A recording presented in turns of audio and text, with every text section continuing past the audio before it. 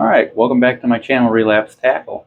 So in this video we're going to pour up in this discontinued mold some hatchet heads, but they are going to be with the EWG. So this is the size 1 EWG. I milled out a couple spots. I'm not going to pour multiple, I'm just going to pour one at a time. My friend wanted some of these made up, so I'm just going to use the 1/8 ounce. I did modify this, the 16th ounce as well, but we're just going to do the 1/8 ounce. We're not going to use the underspin on these, but I did add these neodymium magnets throughout. That helps hold the hooks in place very well. So they just drop in there, in place, and we can close it up. All right, so I'm going to move the camera closer and pour up a few of these for a friend, and then yeah, stick around, watch the whole video, give it a like, share it with your friends, and if you haven't already, please subscribe.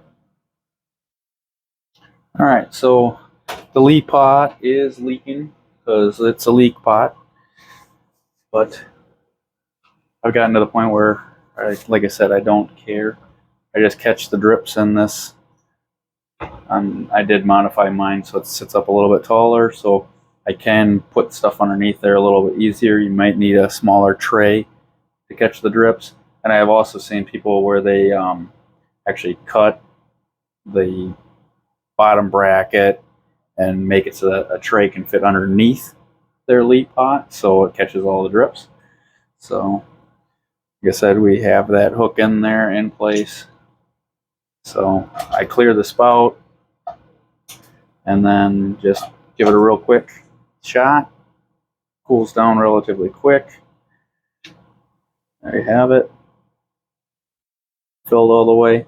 And because I modified the mold to have that underspin, it sometimes makes a little bit of a mess on the bottom here where that underspin would be.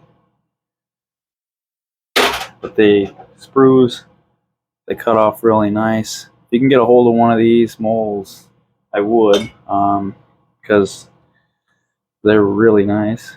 I like making them. So I'm going to make up a few more for a friend, but that just shows you how well they pour and stuff. And then here is what my underspin looks like. And that is a owner hook there, size 1 owner hook. And I use a sinker eye. So I bend the sinker eye so that it fits in there, because the mold was not designed to have a sinker eye like that in there. But I like using those because they are pretty stout. And the blade, the spinner blade, doesn't move and stuff. So I'm going to pour up a few more of these for my friend and a few for myself, because I also like using them. But I'll show you again. So I just set that hook in there. See how nice it drops in there with those neodymium magnets. It just falls right into place.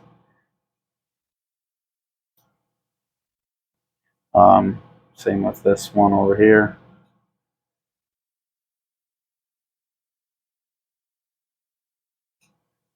I don't know if I can show you a close-up or not, but you see I milled out all the way through the bottom. There's still a little bit of cleanup to do. I just did that just to keep making some of these.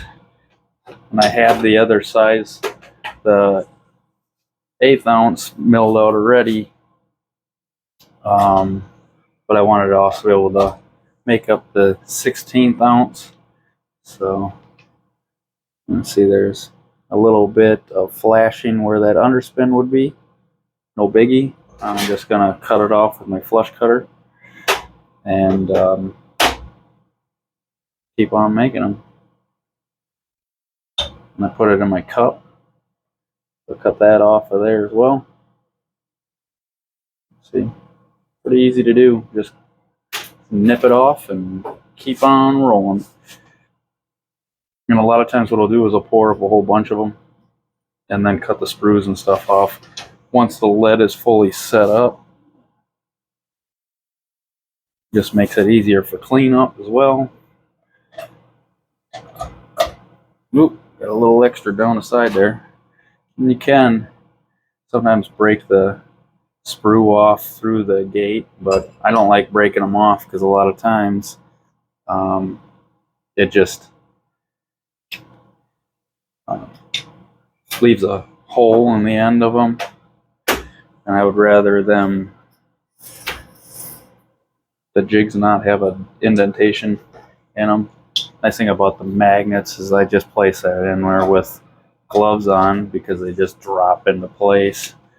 So it's much faster having the